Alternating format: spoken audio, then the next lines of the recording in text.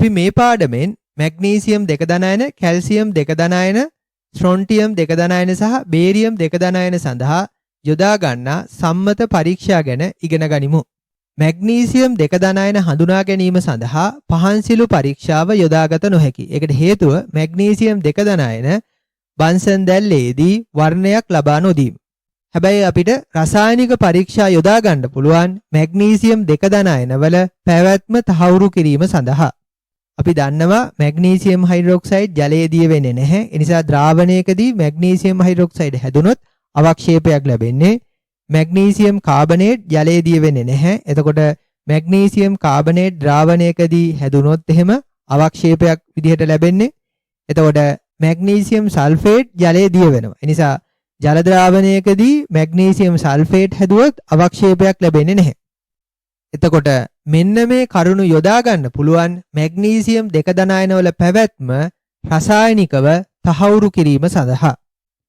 එතකොට මේ වෙලාවේදී අපි ඉගෙන ගන්න පරීක්ෂණාත්මක સિદ્ધාන්ත මේ විදිහට වගුවක ස්වරූපයෙන් අපි සටහන් කරගමු. අපි විශ්ලේෂණය කරන අයනය මොකක්ද කියලා ඉස්සෙල්ලා ලියාගමු. මැග්නීසියම් 2 ධන අයනය. ඊළඟට අපි පරීක්ෂණය සිදු කරන විදිහ ලියමු. ලැබෙන නිරීක්ෂණය ලියමු. ඒ අවස්ථාවේදී සිදුවන රසායනික ප්‍රතික්‍රියාව ලියාගමු. මැග්නීසියම් 2 ධන අයන ඇති ද්‍රාවණයට ජලීය සෝඩියම් හයිඩ්‍රොක්සයිඩ් ද්‍රාවණයක් යෙදීම.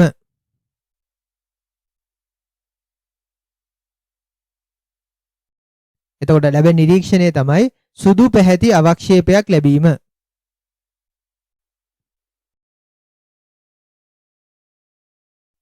එතකොට සිදුවන ප්‍රතික්‍රියාව තමයි ද්‍රාවණයේ තිබුණු මැග්නීසියම් 2 ධන අයන යොදන සෝඩියම් හයිඩ්‍රොක්සයිඩ් සමග ප්‍රතික්‍රියා කරනවා. එතකොට මැග්නීසියම් 2 ධන අයන හයිඩ්‍රොක්සයිඩ් අයන සමග බැඳිලා මැග්නීසියම් හයිඩ්‍රොක්සයිඩ් හැදෙනවා. මැග්නීසියම් හයිඩ්‍රොක්සයිඩ් ජලයේ දිය නොවන නිසා අවක්ෂේප වෙනවා.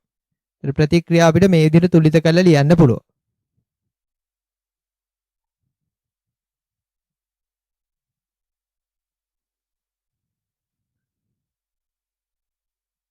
අපි ලියමු මැග්නීසියම් 2 ධන අයන හඳුනා ගැනීම සඳහා යොදා ගන්නා ඊළඟ පරීක්ෂාව.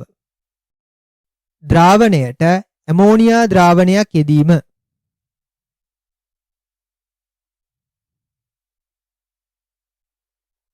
සුදු පැහැති අවක්ෂේපයක් ලැබේ.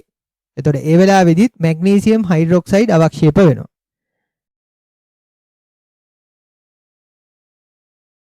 කොහොමද මේ ප්‍රතික්‍රියාව සිද්ධ වෙන්නේ?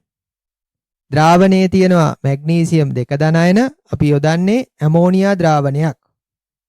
ඇමෝනියා ජලයේ සමග ප්‍රතික්‍රියාවෙන් හයිඩ්‍රොක්සයිඩ් අයන හැදෙනවා. ඒ හයිඩ්‍රොක්සයිඩ් අයන මැග්නීසියම් 2 ධන අයන සමග බැඳුනහම මැග්නීසියම් හයිඩ්‍රොක්සයිඩ් අවක්ෂේප වෙනවා.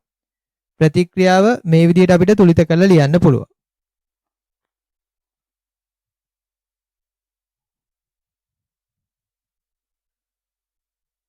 තුන්වෙනි අවක්ෂේප කාණ්ඩය ලබා ගන්න වෙලාවේදී ඇමෝනියම් ක්ලෝරයිඩ් යොදලා ඇමෝනියා ද්‍රාවණයේ වැඩිපුර යොදපු අවස්ථාවේදී ද්‍රාවණයේ මැග්නීසියම් 2 ධන අයන තිබුණත් මැග්නීසියම් හයිඩ්‍රොක්සයිඩ් විදිහට අවක්ෂේපුනේ නැහැ. ඒ කාරණේ දුවල පුතාලට මතක් වෙන්න ඕනේ. එතකොට ඇමෝනියම් ක්ලෝරයිඩ් යොදලා ඇමෝනියා යොදපුවාම සිද්ධ වෙන දේ තමයි ද්‍රාවණයේ පවතින හයිඩ්‍රොක්සයිඩ් අයන ප්‍රමාණය අඩු වෙනවා. එතකොට ඒ විදිහ දෙයක් සිද්ධ වෙන්නේ කොහොමද කියන එක මම අකාබනික ප්‍රමාණාත්මක විශ්ලේෂණයේ මාස්ටර් ක්ලාස් එකේදී පැහැදිලි කරලා දෙනවා. තරලොකඩක් ඉදලා ලියන්නේ ඒ කාරණේ. මැග්නීසියම් 2 ධන අයන අඩංගු ද්‍රාවණයකට ඇමෝනියම් ක්ලෝරයිඩ් යොදා ඇමෝනියා ද්‍රාවණයක් යෙදූ විට මැග්නීසියම් හයිඩ්‍රොක්සයිඩ් අවක්ෂේප නොවේ.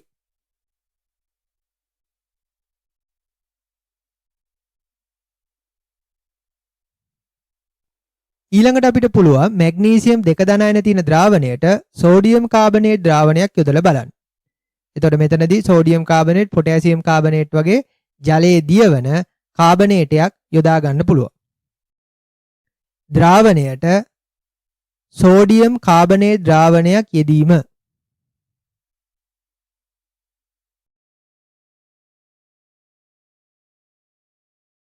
සුදු පැහැති අවක්ෂේපයක් ලැබේ.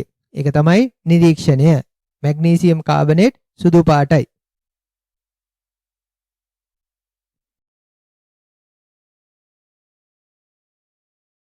එතකොට සිද්ධ වෙන ප්‍රතික්‍රියාව තමයි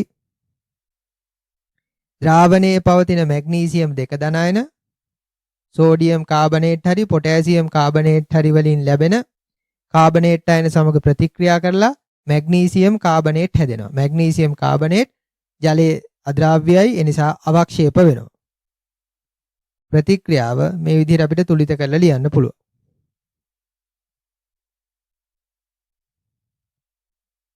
හැබැයි මෙතනදී පොඩි ගැටලුවක් තියෙනවා. ඒ ගැටලුව තමයි calcium carbonate, strontium carbonate, barium carbonate කියන මේ කාබනේට සියල්ලම ජලයේ අද්‍රාව්‍යයි, සුදු පාටයි. ඒ නිසා මේ වෙලාවේදී අවක්ෂේප වුණේ කැල්සියම් කාබනේට් නොවේ, ස්ට්‍රොන්ටියම් කාබනේට් නොවේ, බේරියම් කාබනේට් නොවේ කියලා තහවුරු කළ යුතු වෙනවා. තරලෝකණයක් වෙද ලියමු. කැල්සියම් කාබනේට්, ස්ට්‍රොන්ටියම් කාබනේට් සහ බේරියම් කාබනේට් සුදු පැහැති අවක්ෂේප වන නිසා මේ අවස්ථාවේදී මැග්නීසියම් කාබනේට් අවක්ෂේප වූ බව තහවුරු කිරීමට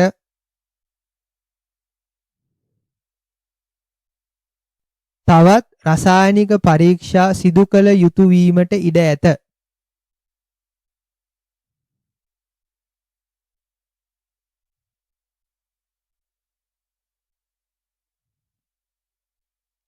එතකොට මේ විදිහට අපිට පුළුවන් යම්කිසි ජල ද්‍රාවණයක මැග්නීසියම් දෙක ධනායන පවතින බව තහවුරු කරන්න. අපි දන්නවා කැල්සියම් ඔක්සලේට් ජලයේ අද්‍රාව්‍ය සංයෝගයක්. එතකොට යම්කිසි ජල ද්‍රාවණයක කැල්සියම් දෙක ධනායන තිබුණොත් ඒ ද්‍රාවණයට ඔක්සලේට් අයන ලංගු ද්‍රාවණයක් යෙදූ විට කැල්සියම් ඔක්සලේට් අවක්ෂේප වෙනවා. කැල්සියම් ඔක්සලේට් සුදු පාටයි. එතකොට මෙන්න මේ සිද්ධාන්තය තමයි අපි පාවිච්චියට ගන්නේ කැල්සියම් දෙක ධනායන රසායනික පරීක්ෂාවකින් හඳුනා ගැනීම සඳහා. අපි ලියාගමු විශ්ලේෂණය කරන ධනායනය කැල්සියම් දෙක ධනායනය, පරීක්ෂණය ද්‍රාවණයට පොටෑසියම් ඔක්සලේට් ද්‍රාවණයක් යෙදීම.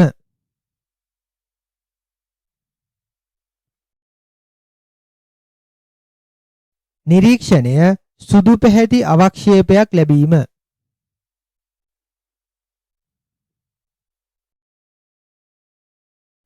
එතකොට සිදුවන ප්‍රතික්‍රියා අපිට ලියන්න පුළුවන්. ද්‍රාවණයේ කැල්සියම් දෙක ධනායන තිබුණොත් යොදන පොටෑසියම් ඔක්සලේට් ද්‍රාවණයේ තියෙන ඔක්සලේට් අයන සමග ප්‍රතික්‍රියා කරලා කැල්සියම් ඔක්සලේට් අවක්ෂේප වෙනවා. ප්‍රතික්‍රියාව අපිට මේ විදිහට තුලිත කරලා ලියන්න පුළුවන්.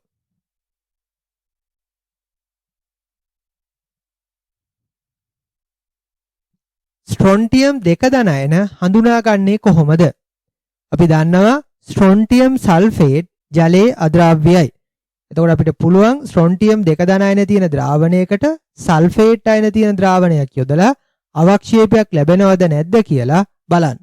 ඒ ක්‍රමය තමයි අපි පාවිච්චි කරන්නේ ජලීය ද්‍රාවණයක ස්ට්‍රොන්ටියම් දෙක ධනායන වල පැවැත්ම තහවුරු කිරීම සඳහා. අපි ලියාගමු විශ්ලේෂණය කරන අයනය ස්ට්‍රොන්ටියම් දෙක ධනායනය, පරීක්ෂණය ද්‍රාවණයට පොටෑසියම් සල්ෆේට් ද්‍රාවණයක් යෙදීම.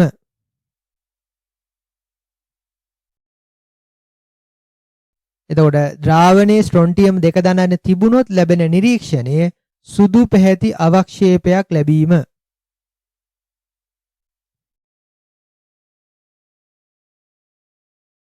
එතකොට ඒ වෙලාවේ සිද්ධ වෙන ප්‍රතික්‍රියාව තමයි ද්‍රාවණයේ ස්ට්‍රොන්ටියම් දෙක ධනායන තිබුණොත් යොදන පොටෑසියම් සල්ෆේට් සමග ප්‍රතික්‍රියා කිරීමෙන් ස්ට්‍රොන්ටියම් සල්ෆේට් අවක්ෂේප වෙනවා.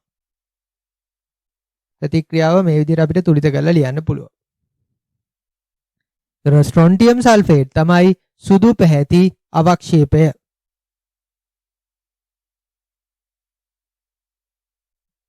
බේරියම් දෙක ධනායන හඳුනාගන්නේ කොහොමද? අපි දන්නවා බේරියම් සල්ෆේට් ජලයේ අද්‍රාව්‍යයි, බේරියම් ක්‍රෝමේට් ජලයේ අද්‍රාව්‍යයි. ඒ සිද්ධාන්තය පාවිච්චි කරලා අපිට පුළුවන් ජල ද්‍රාවණයක පවතින බේරියම් 2 ධනායන හඳුනා ගන්න. අපි ලියාගමු විශ්ලේෂණය කරන ධනායනය බේරියම් 2 ධනායනය. ද්‍රාවණයට පොටෑසියම් සල්ෆේට් ද්‍රාවණයක් යෙදීම.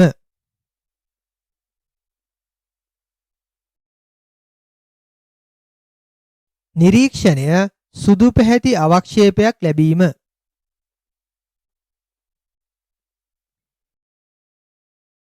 එතකොට ද්‍රාවණයේ තියෙන බේරියම් 2 ධනායන යොදන පොටෑසියම් සල්ෆේට් සමග ප්‍රතික්‍රියා කරලා බේරියම් සල්ෆේට් අවක්ෂේප වෙනවා. එතකොට සිද්ධ වෙන දේ පැහැදිලිව අවබෝධ වෙන්න ඕනේ. පොටෑසියම් සල්ෆේට් වල තියෙන සල්ෆේට් අයන බැඳෙනවා බේරියම් 2 ධනායන එක්ක. එතකොට පොටෑසියම් ධනායන ඉතිරි වෙනවා කියලයි අපි කියන්නේ.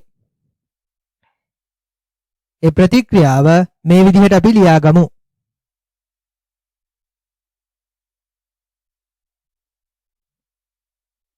ඊළඟ පරීක්ෂණය ලියමු. ද්‍රාවණයට පොටෑසියම් ක්‍රෝමේට් ද්‍රාවණයක් යෙදීම.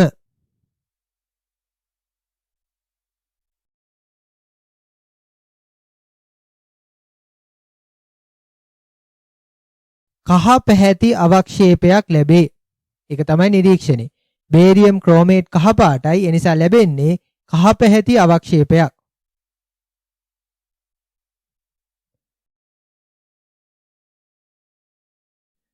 අපි ප්‍රතික්‍රියාව ලියාගමු. ද්‍රාවණයේ බේරියම් 2 ධනායන තිබුණොත් යොදන පොටෑසියම් ක්‍රෝමේට් වල තියෙන ක්‍රෝමේට් අයන එක්ක ප්‍රතික්‍රියා කරලා බේරියම් ක්‍රෝමේට් හැදෙනවා. එතකොට ප්‍රතික්‍රියාව මේ විදිහට තුලිත කරලා ලියන්න පුළුවන්. බේරියම් ක්‍රෝමේට් තමයි කහ පැහැති අවක්ෂේපය.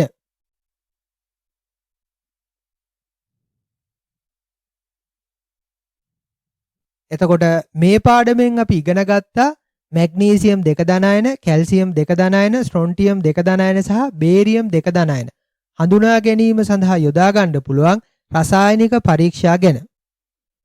ඊළඟ පාඩමෙන් මම දුවල පුතාලට උගන්වන්නේ ක්‍රෝමියම් 3 ධනායන හඳුනා ගැනීම සඳහා යොදා ගන්නා රසායනික පරීක්ෂා ගැන. අපි ඊළඟ පාඩමෙන් මුණ ගැසෙමු.